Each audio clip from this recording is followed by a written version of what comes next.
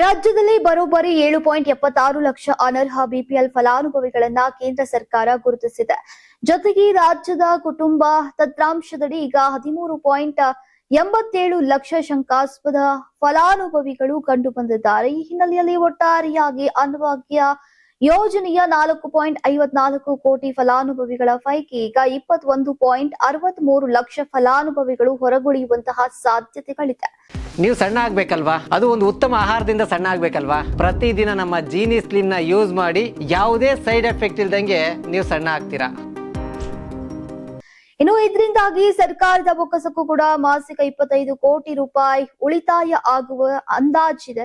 ಇನ್ನು ಆಹಾರ ಮತ್ತು ನಾಗರಿಕ ಸರಬರಾಜು ಇಲಾಖೆಯ ಅಂಕಿ ಅಂಶಗಳ ಪ್ರಕಾರ ಕೇಂದ್ರ ಸರ್ಕಾರ ಗುರುತಿಸಿದ್ದಂತಹ 7.76 ಲಕ್ಷ ಸಂಶಯಾಸ್ಪದ ಅನರ್ಹ ಫಲಾನುಭವಿಗಳ ಪೈಕಿ 4.72 ಲಕ್ಷ ಫಲಾನುಭವಿಗಳ ಕಾರ್ಡ್ಗಳನ್ನ ಅಮಾನತು ಅಥವಾ ರದ್ದು ಮಾಡಲಾಗಿದೆ.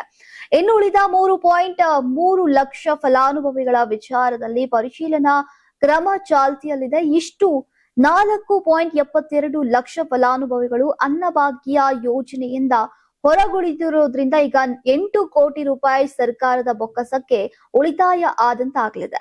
ಇನ್ನು ಇದಲ್ಲದೆ ರಾಜ್ಯ ಸರ್ಕಾರ ಕೂಡ ಕುಟುಂಬ ತಂತ್ರಾಂಶದಡಿ 13.87 ಲಕ್ಷ ಫಲಾನುಭವಿಗಳನ್ನ ಅನರ್ಹ ಅಂತ ಗುರುತಿಸಿದೆ. ಈ ಪೈಕಿ 3.65 ಲಕ್ಷ ಫಲಾನುಭವಿಗಳನ್ನ ಅನರ್ಹ ಮಾಡಿ ಪುನಃ ಸರ್ಕಾರ ಆದೇಶದ ಮೇರೆಗೆ 3.52 ಲಕ್ಷ ಫಲಾನುಭವಿಗಳನ್ನ ಬಿಪಿಎಲ್ ಕಾರ್ಡ್ದಾರರು ಅಂತ ಘೋಷಿಸಿದೆ. ರಾಜ್ಯದಲ್ಲಿ ಒಟ್ಟು 4.54 ಕೋಟಿ ಅನ್ನಭಾಗ್ಯ ಫಲಾನುಭವಿಗಳಿದ್ದು, ಈ ಪೈಕಿ ಕೇಂದ್ರ ಸರ್ಕಾರ ಗುರುತಿಸಿರುವಂತಹ 4.72 ಲಕ್ಷ ಹಾಗೂ 13.74 ಲಕ್ಷ ಅನರ್ಹ ಫಲಾನುಭವಿಗಳಿಂದಾಗಿ ಅರ್ಹ ಫಲಾನುಭವಿಗಳ ಸಂಖ್ಯೆಯು 4.35 ಕೋಟಿಗೆ ಇಳಿದಂತಾಗಿದೆ. ಹೀಗಾಗಿ ಸರ್ಕಾರಕ್ಕೂ ಕೂಡ ಒಟ್ಟು 28 ಕೋಟಿ ರೂಪಾಯಿ ಉಳಿತಾಯ ಆದಂತಿದೆ.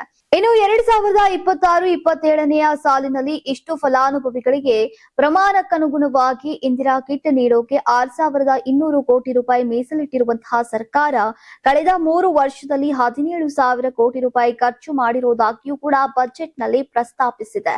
ಕಳೆದ ಸಾಲಿನಲ್ಲಿ ಇಂದಿರಾ ಕಿಟ್ ಪ್ರಕಟಿಸಿದಂತಹ ಸರ್ಕಾರ ಇದುವರೆಗೂ ಅದನ್ನ ಜಾರಿಗೊಳಿಸಿಲ್ಲ.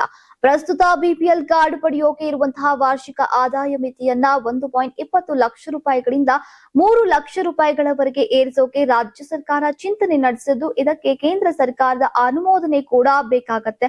ಇಲ್ಲದೆ ಹೋದ್ರೆ ರಾಜ್ಯ ಸರ್ಕಾರ ನೀಡಿರುವಂತಹ ಕೆಲವೇ ಫಲಾನುಭವಿಗಳಿಗೆ ಇದರ ಪ್ರಯೋಜನ ಸಿಗುವಂತಹ ಆತಂಕ ಇದ್ದು, ಇನ್ನಷ್ಟು ಫಲಾನುಭವಿಗಳು ಅನ್ನಭಾಗ್ಯ ಯೋಜನೆಯಿಂದ ಹೊರಗುಳಿಯುವಂತಹ ಸಾಧ್ಯತೆಯನ್ನ ತಳ್ಳಿ ಹಾಕುವಂತಿಲ್ಲ.